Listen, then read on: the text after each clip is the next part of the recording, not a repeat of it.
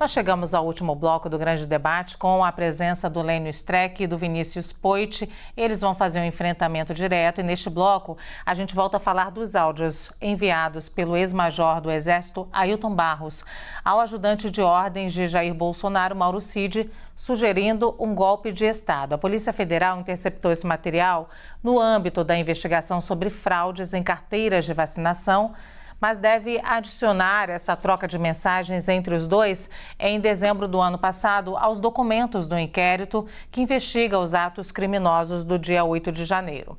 Vamos direto ao debate, vou começar com o Lênio. Os áudios são uma prova concreta da articulação de um golpe dentro do governo Bolsonaro, Lênio? Eles fazem parte de um conjunto de elementos, né? Porque há uma questão de lógica quando a gente discute isso. Ninguém fala de golpe. Uma coisa é falar em golpe dentro de um bar ou no WhatsApp da família. Agora, se eu sou o ajudante de ordens e se eu converso com um major,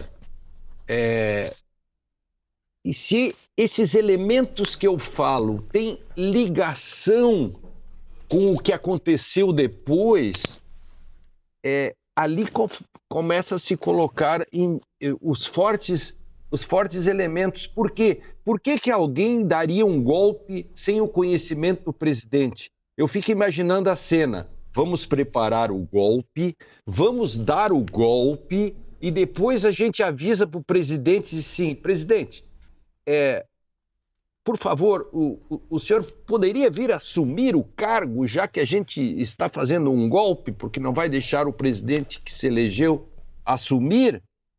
Como isso não tem nenhum sentido, esses elementos são muito fortes no conjunto da obra. Muito bem, vou para o Poit, então. Esses áudios são uma prova concreta da articulação de um golpe dentro do governo Bolsonaro, Poit? Lu, não são uma prova concreta. São indícios, são elementos de um conjunto da obra, como disse muito bem o professor Lênio. Agora, professor, o senhor disse áudios falados por um ajudante de ordem tramando um golpe. Não foi isso que a gente viu, né? Eu li a reportagem, vi a transcrição, não tive a oportunidade de escutar os áudios, eu só vi a transcrição revelada, aonde o ajudante de ordem não mandou áudio nenhum. O ajudante de ordem não falou em golpe, não falou em planejamento. Ele recebeu áudios de alguém que nem do governo participa. Um ex-major, né, advogado parece, e tido como aliado dele. Eu não sei quais são as provas para dizer que era aliado dele. Porque áudio e besteira em WhatsApp, todo mundo recebe todo dia. Assim, eu, enquanto deputado, o meu número de celular era jogado aos leões. Todo projeto de lei gargalava de mensagem. As pessoas pegavam o número, vote sim, vote não, isso é um absurdo e tal. E tá tudo bem, eu lidava com isso. Agora, cada absurdo que eu já recebi, obviamente, o meu papel ou ignorar ou rechaçar qualquer coisa dessa, porque também não dá para você responder, desculpa, todo doido que te manda uma mensagem dessa. Então, eu vou assumir, professor, como a gente não tem ainda provas de que o Mauro Cid, que esse sim é o ajudante de ordem do presidente Bolsonaro, estava sempre do lado dele. O ajudante de ordem é aquele mais próximo de um presidente da República, sempre carregando a pastinha ali, vendo os documentos, faz isso, ele corre lá, assim como o ajudante de ordem do governador ou do prefeito. Ele não falou nisso, não respondeu, não se manifestou. A apurar. Eu não sei se vai sair mais alguma coisa, mas com o que a gente tem na mão, eu acredito que isso não é prova nenhuma contra o ajudante de ordem, contra o presidente Bolsonaro. E eu tenho certeza que deve ter muito mais áudio e texto doido que mandaram aí. Assim como aquelas correntes de zap. Tem gente que eu fico bloqueando, às vezes, gente todo dia. Porque tem gente que manda corrente, olha, carta aos patriotas. Ou, é um absurdo, foi um golpe. De esquerda e de direita. Todo santo dia. que eu vou fazer? Se o cara manda, se o cara pega o celular, não tem o que eu fazer. E quando é amigo meu, ainda eu sempre falei, rapaz, você tá maluco, para com esse papo. A gente vive numa democracia, tem que conversar, tem que dialogar. Política boa não é aquela que você faz só com quem concorda com você. Política boa é aquela com quem discorda. Agora, aí a gente não sabe o que o Cid fez. Aparentemente não fez nada. Dá para diferenciar, Lênio e Poit, dá para diferenciar um cidadão comum, um parlamentar e o ajudante de ordens do presidente, a pessoa mais próxima do presidente quando recebe informações tão graves como essa? Lênio. Claro, e o nosso preclaro Cid respondeu. O que nós ainda não sabemos é o que ele disse. E aí vamos esperar que a tecnologia nos ajude, né? Porque hoje um ladrão furta um celular nosso e ele entra nas contas com todas as seguranças que os bancos nos dão e mesmo assim ele consegue. A questão aí é o que o Cid diz. Todo o inquérito vai estar agora saber o que o preclaro Cid responde a esse ex-major, agora causídico, parece. Ele deve ter respondido algo. E outra, como que isso se costura com os demais? Porque há um conjunto de coisas, né? Isto sozinho não leva a muita coisa. Agora, isto costurado com outras coisas pode ser muito relevante, né? Que é o trabalho, né, Lênio, que a justiça tem que fazer, gente. Todo mundo que se investigue, vai puxando o fio da meada. Pelo que eu estudei aqui e vi também, Lênio, não dá para afirmar que o Mauro Cid respondeu. Né? Eu não achei nenhuma evidência dizendo, não, ele respondeu, a gente só não sabe o que respondeu. A gente, de repente, nem responder, ele respondeu. E falo novamente, seja ajudante de ordem, o que a gente espera, seja ajudante de ordem do presidente, deputado, cidadão comum, eu vou voltar para o exemplo aqui de quem viveu na pele, o que recebe de mensagem. Poit, encaminhe agora mesmo, o presidente Bolsonaro tem que ver isso. Poit, hoje em dia, encaminhe, você tem que falar com o Lula. Poit, o Tarcísio, ou quem é mais próximo de mim, o Zema, olha, eu tenho que falar com o Zema hoje, não pode passar. Todo dia tem uma mensagem dessa. Eu estou enquadrando este caso nessa caixinha aqui de ideias malucas, irresponsáveis e contra a democracia que ele possa ter recebido, até que provem o contrário. Posso falar? Sim. Lu? Sim, olha, as informações que eu tenho, não sei se foi pela CNN ou de outro veículo, de que ele apagou a resposta e que eles estão atrás para pegar a resposta, mas eu também não posso dar 100% de que isso tenha acontecido. Porque essa junção, né, nós temos hoje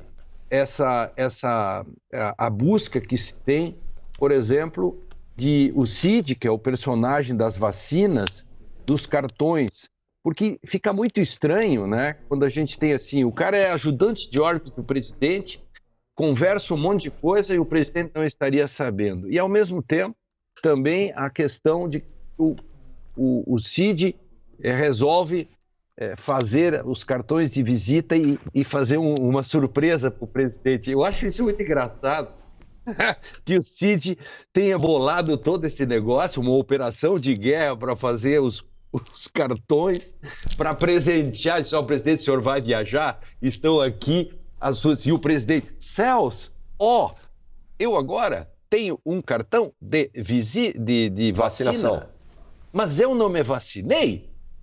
Aí o Cid diz, não importa, presidente. É uma coisa assim, parece muito engraçado isso, né?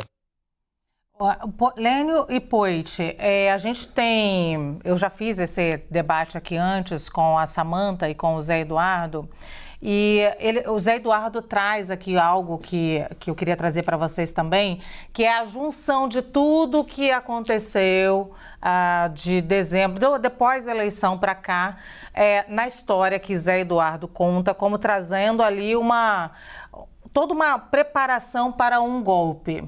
Queria te ouvir, Poit, sobre isso. É possível trazer essa história, juntar todos os fatos e tentar encaixar nesses áudios vazados ontem em primeira mão pela CNN com a nossa âncora Daniela Lima no 360. Lu, novamente, eu defendo a verdade e vou usar falas do meu debatedor aí, que é o garantista. Tem que ser investigado, seja com um, seja com outro. Eu acho muito ruim quem usa o argumento, não, é possível. Pô, mas com o Lula não era possível. Não, tinham todos os elementos para dizer que tinha cometido um caso de corrupção, mas não era possível. Né? Foi anulado o processo por terem sido afobados o Ministério Público. É essa que é a alegação. Agora é possível. O Anderson Torres tem todos os elementos, tem que estar preso. O ministro do GSI, não. Os pessoal que foi preso lá no ginásio, esse tem todos os elementos. O MST depredando e invadindo propriedade privada, não. Então, eu acho que usar um caso para justificar o outro não dá. Ou ter dois pesos, duas medidas. Todos têm que ter seu direito de defesa garantido. Lênio.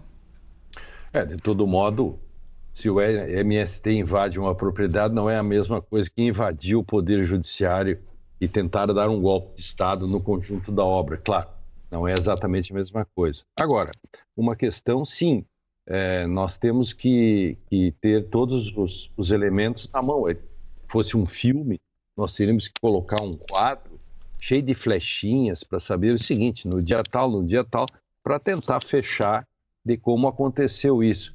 Porque, de todo modo, também vamos deixar muito claro que houve uma tentativa de golpe já está provado. Então, essa é uma despreocupação que se tem. A grande questão é saber se há outros elementos e se isso atinge mais fortemente a cabeça do sistema, né, que é o presidente da República e seus ministros. Né, porque até agora ninguém falou do Augusto Heleno, por exemplo, e outras pessoas muito próximas e que provavelmente também nesses áudios, etc., podem vir a aparecer. Né? Muito bem, antes de partir para a próxima pergunta, eu vou trazer a transcrição de um dos áudios do ex-major Ailton Barros ao ex-ajudante de ordens de Bolsonaro, Mauro Cid. O Ailton diz que, se não for possível agir dentro das 4 linhas da Constituição, abre aspas, vai ser fora mesmo, fecha aspas. Você vai ouvir um linguajar militar como ZL, que significa zona de lançamento numa tradução livre, como se fosse um alvo a ser atingido. E a voz que narra a transcrição é do editor da CNN, o Saulo Tiossi. Então, o que é que nós temos que fazer? Então, até sexta-feira, até amanhã à tarde, então, fazer um pronunciamento. Ou Freire Gomes ou Bolsonaro, né? De preferência o Freire Gomes. Aí será tudo dentro das 4 linhas. Não o sendo, vai ser fora das 4 linhas mesmo.